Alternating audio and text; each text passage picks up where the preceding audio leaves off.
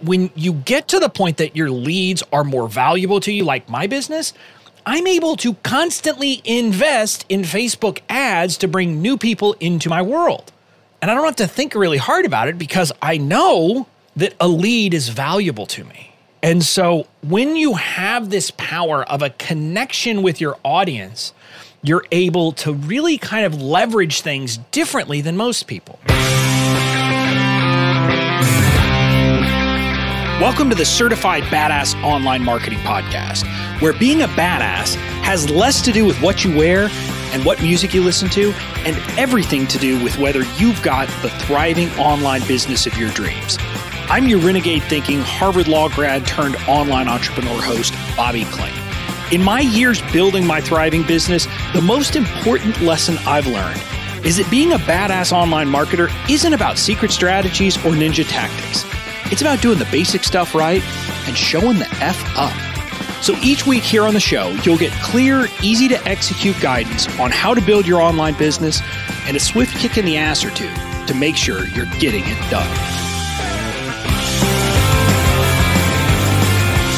Hey there, welcome to episode 167 of the Certified Badass Online Marketing Podcast. I'm your host, Bobby Klink, and I'm excited for today's show because I'm going to give you one of those kind of kicks in the rear and, you know, a little bit of motivation that you might just need.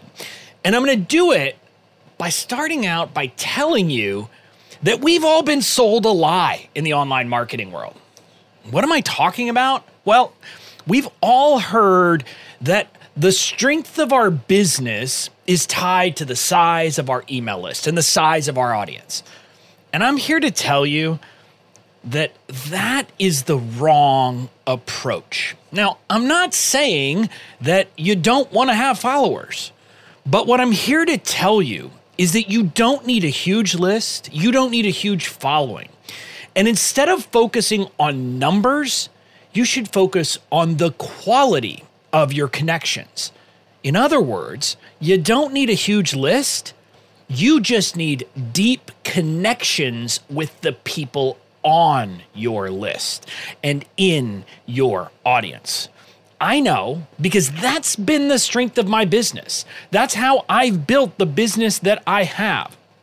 And today, I'm going to try to convince you that you ought to adopt this same approach. And you ought to stop thinking about just getting numbers and start thinking about cultivating deep, powerful connections with your audience.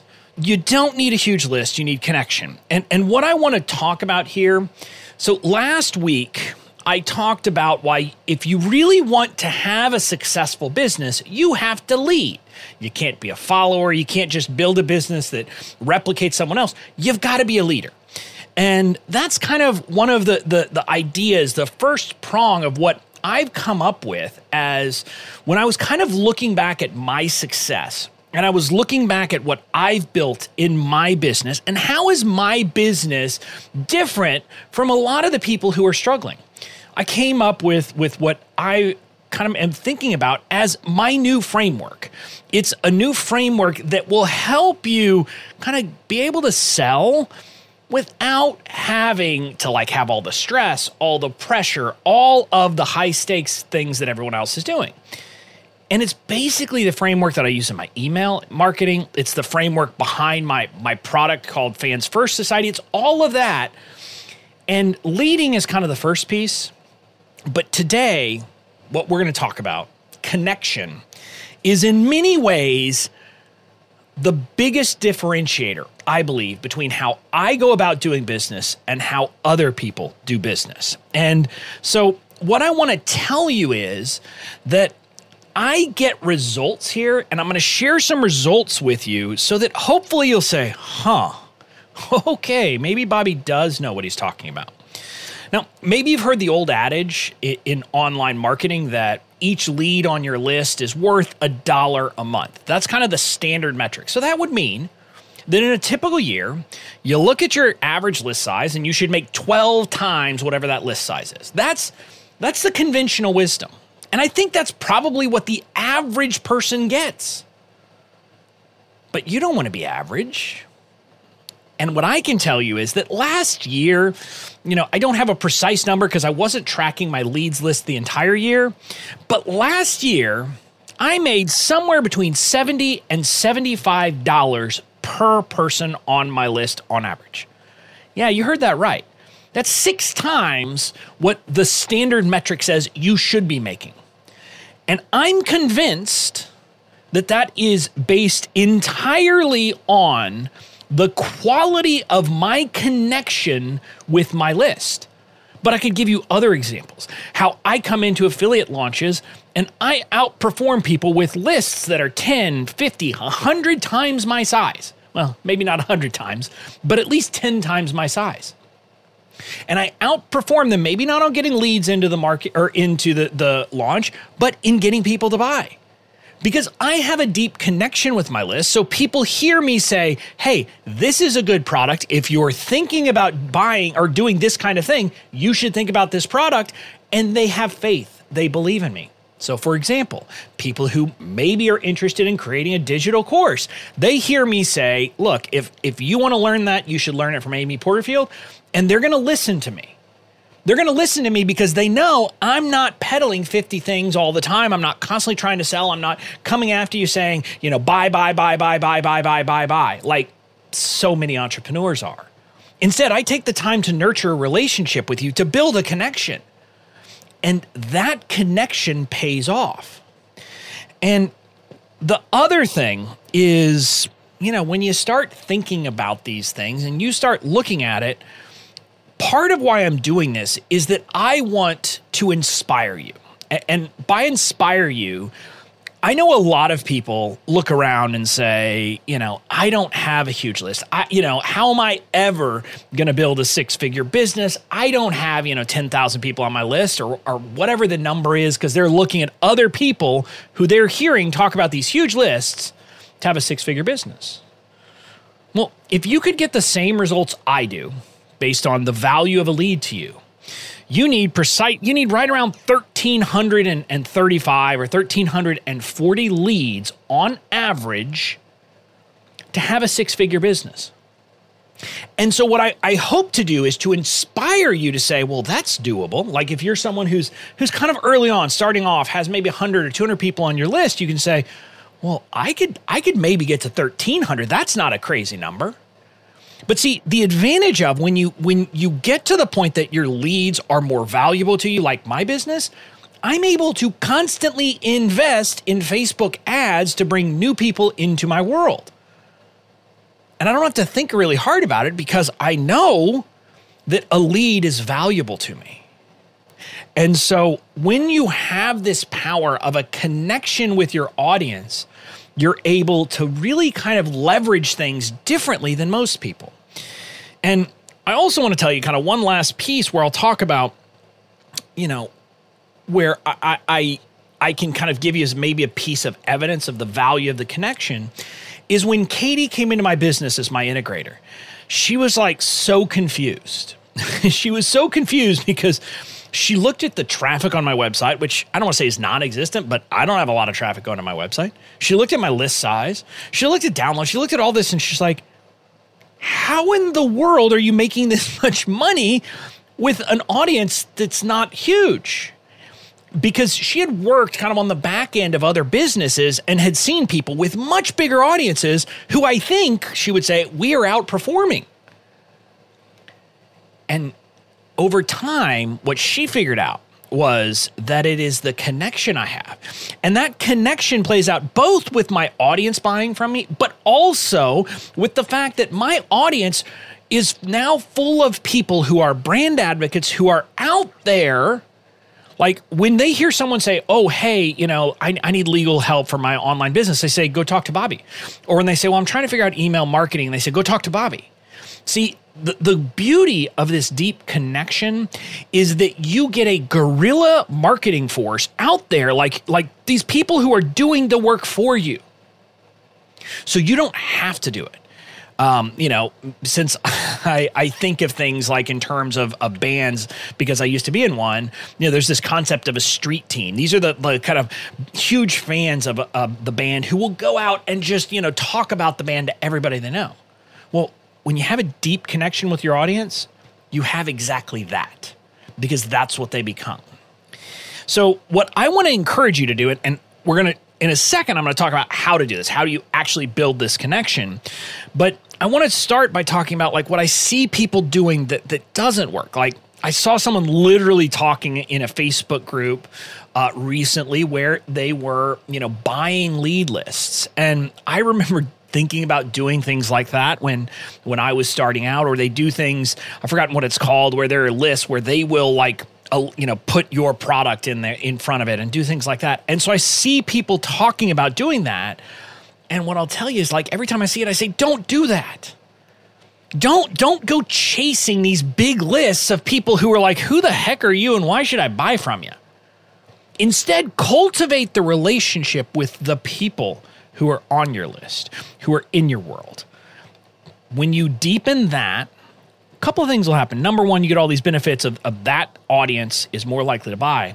But the other good thing is when you focus on building deep connections with people, you know what'll happen? The right leads are going to come your way because they're going to hear about you and all the things you're doing to build a deep connection with your existing audience is going to attract the right leads who aren't yet in your audience. We're going to hear about you, going to come your way, and then you deepen that connection. So that's what you want to do. Now I want to talk about kind of how you do this, and a couple of things you need to think about you. First of all, listen to last week's episode. Listen to episode 166, where I talked about the need to lead, because this is a big thing. Now, and what I mean by this is there are people out there who we've all heard about, and I call them broke influencers. They are people who, it looks like they have connections all over the place. They got lots of followers. They got lots of people in their world, but they don't actually really stand for anything. They don't really have any point of view on things. So they're kind of forgettable. And so their audience doesn't have a connection to them, doesn't have a connection to some deeper purpose, doesn't have a connection to kind of like something that person stands for, and so they never buy. This is the classic example, and I don't remember, but there was the funny thing of like someone, this influencer who had like 100,000 Instagram followers but couldn't sell a $15 t-shirt kind of a thing. Well, that happens a lot because people aren't taking a lead. And broke influencers, maybe they build connections with a bunch of people, but you can't go deep if you don't lead. You can't go deep if people can't look and say, Bobby stands for, and in my case, people are looking and saying, well, Bobby stands for connection. Bobby stands for like doing this in a way that isn't about selling constantly. Bobby stands for doing this your way. Not for preaching that you have to build a business exactly how he says it. So people see that about me, and people see me taking a stand against the other gurus who are doing things and see me willing to plant my flag in a way that's going to repel a lot of people. Look, if you're someone who wants to get rich in 30 days, bye-bye. I ain't going to teach you that. If you're someone who wants like an easy button pill where there's some secret strategy or ninja tactic, that's not me. And I'm not going to peddle that crap, because I believe people peddling that crap is part of what's wrong with our industry. And so people hear that, and people who resonate with that message immediately are drawn to me, and boom, that's going to build a deeper connection. So that's the first piece. Listen to last week's episode. I'm not going to redo all of last week's episode, but if you want to connect with your audience, you got to stand for something. Okay? So that's step one. Then you got to let your audience get to know you. Yeah, you. And let me be clear. I'm not talking about details. And I hear so many people who are worried about they're worried about letting out personal details. I don't care about your personal details. Let me be honest. Most people don't care where you live. They don't care they don't care about that stuff. Now, candidly, it is kind of funny. Like people will sometimes search for thought leaders like net worth and things about their family and things like that. But for the most part, that's not what people care about. And I'm not saying you have to like include every piece of your personal life in, be public about it. People who've been in my audience for a while know, for example, my wife and my daughter, although I talk about them, you haven't seen pictures of them. And that's at my wife's request. She does not want me, putting those kinds of things out on social media or broadly available. And I honor that. So it's not about that. What it is about, though, is sharing your personality, whatever that is. Maybe it's that you like, I don't know, Star Wars. Maybe it's you like Star Trek. Maybe it's that you like comics. Maybe it's that you like Legos and actually like them. You're not just saying it. In my case, it's that I like beer. It's that I'm kind of snarky. It's that I tell dad jokes. It's that instead of having the carefully curated set of books about entrepreneurship behind me, you see books about beer. And if you look really closely, you see a sign that says best dad ever that my daughter gave me. And you can't really see it, but you see a tape. Yeah, a cassette tape from my band in college. So again, I'm letting my personality out to the world for people to see. But it goes deeper than that. I do funny things all the time and things I think that are funny that maybe other people don't think are funny. Like I do really bad photoshopping sometimes and share it. I share ridiculous pictures of me because that's my personality. Now, I'm not doing that as a show. I'm not doing that like as a put on show of something. I'm doing that because that's me. That's who Bobby is. And I'm sharing that with you because I believe that if you get to know me, even if you're like, man, that guy's jokes are really bad, you're going to appreciate that I'm willing to do it. And so you need to do the same. Whatever your personality is, whatever it is, if you're snarky, be snarky. If you're not, don't. And it's all of those little things that we do, but it's also sharing little details, little tidbits of our lives. Like, again, I've shared this many times. In one of my emails, I shared the story of how I competed, like I was like in high school debate, but then I had to compete in this like speech event where I had to give an organized speech that was supposed to be funny. And I tell the story and I had so many people respond saying, I didn't know you were in debate. They love that. And then other people were like, oh my God, I was in debate and I had to do that same thing and I hated that thing. And so again, like little tidbits like that, let people into my world. Let them get to know me. But me talking about beer and my love of beer. But also the fact that I despise really complicated beers like Sweet Baby Jesus. If you don't know it, ignore it, stay away from Sweet Baby Jesus. But again, I'll also say candidly, sorry to you Southern California people and people out on the West Coast, but I think West Coast IPAs are disgusting. I kind of like beers that are more balanced, and I share that. You don't have to agree with me, but at least you hear it and we can have this interesting discussion. So those are some of the things about things I like, my personality, but I also share my vulnerabilities. I share stories of things that have happened in my life when things didn't work well, like the time my dad was in a plane crash right before my third year of law school. I share struggles in my business. I share things that I've screwed up royally. Now, I don't do it in a way that is like, ooh, look at me, feel sorry for me, but I'm willing to share those things with you so that maybe you can relate. Maybe you can learn the lesson by hearing this story. All of those things are what builds this connection.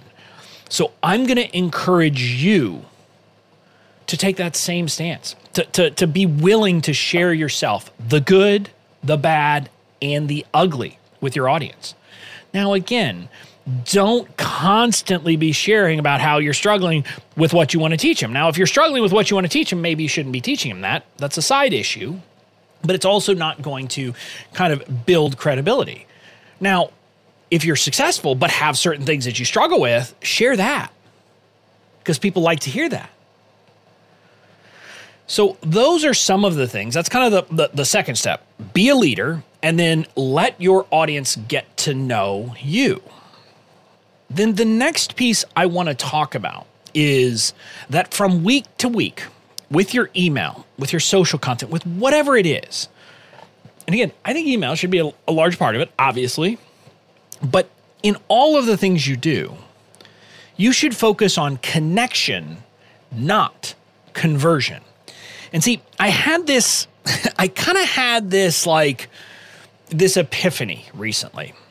And the epiphany I had is when I was thinking about email marketing, and I was thinking about how my approach to email marketing is very different and how I teach email marketing very differently than most of the other people out there. And it occurred to me why.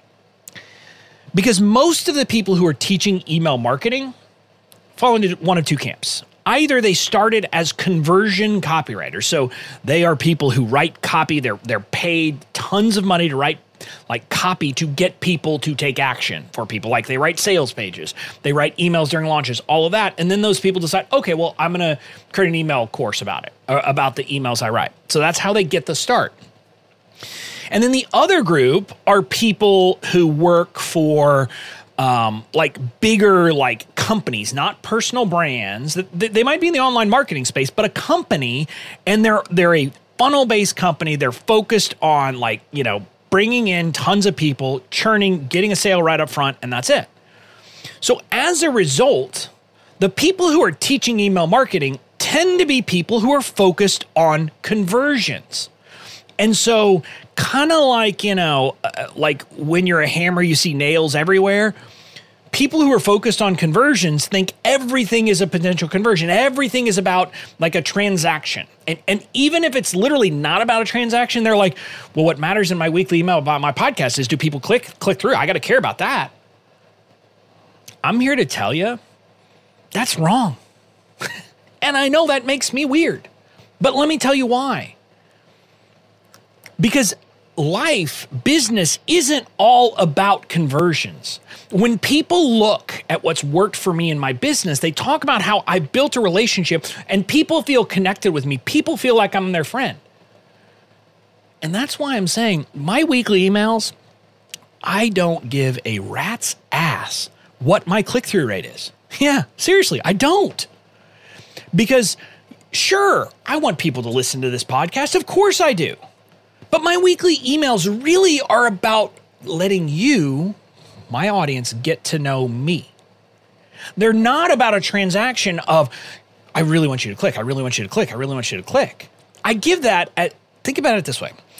The fact that I have a podcast episode is, in a sense, I don't want to say the excuse, but kind of the excuse that I have to send you that email. It's the reason why I'm going to send you that email. But the goal of the email has nothing to do with my podcast. And that moment, that realization of kind of that's what I'm doing. But I want you to understand, when I was figuring out email marketing, I was coming at it from a perspective of I was not great at conversion copy at the time. Now I'm pretty good at it. I can write some good bullets. I can write some good headlines. I can write some good pain points and all of that. I can agitate the pain. I can do all that. But when I was coming at email marketing to begin with, I wasn't good at that. And the beauty of building connection is even if you suck at conversion copy, you know what? If you have a deep connection with your audience, they'll buy. Yeah, that's the beauty of a connection with your audience. And here's what I'm going to tell you. If you're someone who doesn't have a thriving business right now, if you're someone who's like feeling kind of stuck, it's much easier to build a deep connection with your audience than it is to become a master at conversion copy. Now, I want to be clear. I believe that mastering conversion is an important skill that we should all be working on. But what I'll tell you is the quickest route to building a successful business isn't to try to focus on conversion first. It's to focus on connection. Because when you focus on connection, the conversion happens even if you're not good at it. So as you're learning to be good, to write good conversion copy, to write good bullets, to write good headlines, to agitate the pain, to get your messaging really dialed in right, you'll still make sales. Because people will say, if Bobby says so, I believe it. So that's, in some sense, why I approach everything I do week to week differently. And to me, the transactional, the conversion stuff is 10% or less of what I do. And I'm going to suggest to you that you come at it from that same perspective. Don't think of your weekly emails as having the purpose of getting someone to click or anything else. Now, if someone clicks, great. But your goal for that email, your goal for your social content on a week-to-week basis should be to build a connection with your audience. So reframe that. And then finally, what I want to talk about is, well, this one's kind of hard, but not really. But it may take you a second to get it. You need to be a freaking human being. And what I mean by that is you need to stop viewing people transactionally. People on your email list are not a lead. They are a person. They're not a potential sale. They're a person. They're a person with beliefs, with fears, with all of those things. Too many people are thinking about their lists, their social media, all of that as numbers, as potential transactions, as potential conversions. And the problem with that is that people can sense it. And maybe you're saying, well, what in the world are you talking about, Bobby? How do I do this? Well, this comes back to the be, do, have model. If you haven't heard this, it's something that I learned from my coach, James Wedmore. He didn't come up with it originally, but a lot of people believe that you have to have something first. In other words, you got to have a 6-figure business and then you'll do X, Y, and Z, and then that will make you. So they kind of do it backwards. They do have, do, be. But what I've realized is that you got to just be the person first. And the best example I can give is with my core value of radical giving. And when I talk about radical giving, one of the things I say is that you can't give as a business strategy. I mean, you can, but that's not what makes it powerful. That's not when you get results. If you're giving as a tactic, if you're saying, ooh, I've heard about reciprocity, so if I give, people will come. If you think about it that way, it doesn't work. What you have to do is reframe it and say, I'm giving for the sake of giving. But it's not even that I'm giving, it's that I am a giver. And you embody that. Because I embody being a giver, people see that in me. People sense that in me. And this kind of feeds into this notion of not seeing people transactionally. People can sense, whoa, this guy's different. And maybe they can't put their finger on it, but because that's who I'm being day to day, it's not something I do, and I do it. Obviously, I give. But I focus on who I am being in any given moment. And by doing that, what happens is everything else follows. And so what I want you to do is you have to do the kind of the mindset work. You have to figure this piece out of saying, I'm no longer going to think of my lead in transactional terms. I'm not going to think of people on my list or people who follow me on social as, oh, well, they're worth $75, which is weird, right? Because I started this whole episode by saying that's what, a lead was worth to me. But you know how often I think that? Never. When I do podcasts like this, simply as a way to shift your beliefs.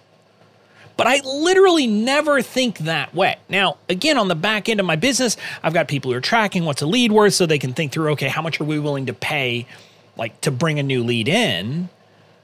But once someone's in my world, I'm never thinking, oh, well, are you going to buy from me? If not, I'm going to, I don't really care and I'm going to forget you. No, I just serve the crap out of people. Because that to me is the human thing to do. So if you approach this from, I'm going to be a human being, I'm going to be compassionate, I'm going to think of the people in my world as people, not as leads, not as numbers, not as potential money, that's what builds the connection too, because people will sense it. So that's the last piece. So again, the 4 pieces of advice we started with are the 4 things I want you to do. Number 1, you got to stand for something. Listen to last week's episode 166, if you haven't yet. I talk all about why you got to be a leader. I mean, if you actually want to build a truly successful business, you got to be a leader and stand for something and be willing to stand for something.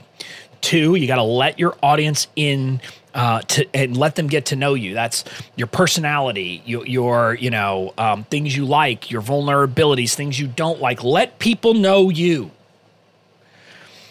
Then from week to week, don't focus on conversion. I don't care. Don't think about click-through rates. Don't think about any of that stuff. Focus on connecting with your audience.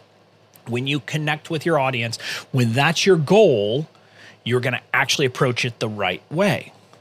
And then finally, think of people in your world, on your list, in your social media, as people. Not as leads, not as transactions or potential transactions, but as human freaking beings. If you approach it that way, you will build this deep connection with your people. And so again, this is the weird mind meld. When you do these things and focus on these things instead of thinking transactionally, instead of thinking about sales, instead of thinking about value all the time, the sales, the value, all of that comes naturally. So the quickest way to get to conversions is to quit thinking about conversions and start thinking about connections. So I hope this has inspired you to believe that you don't need a huge list and you shouldn't focus on a huge list, because let's talk about the downside of that. If you're constantly focused on getting more and more and more, you're neglecting the people who are already in your world. So what I'm going to suggest to you is focus on serving the living crap out of and connecting with the people already in your world, and then everything else will follow from there.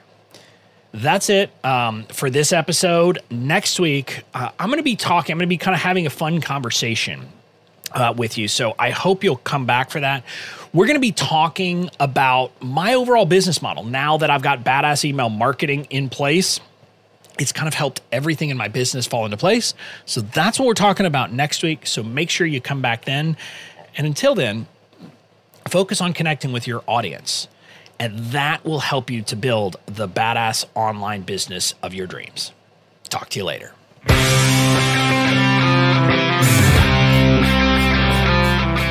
That's it for this episode of the Certified Badass Online Marketing Podcast. Make sure to tune in next time. And in the meantime, go out and build the badass business of your dreams.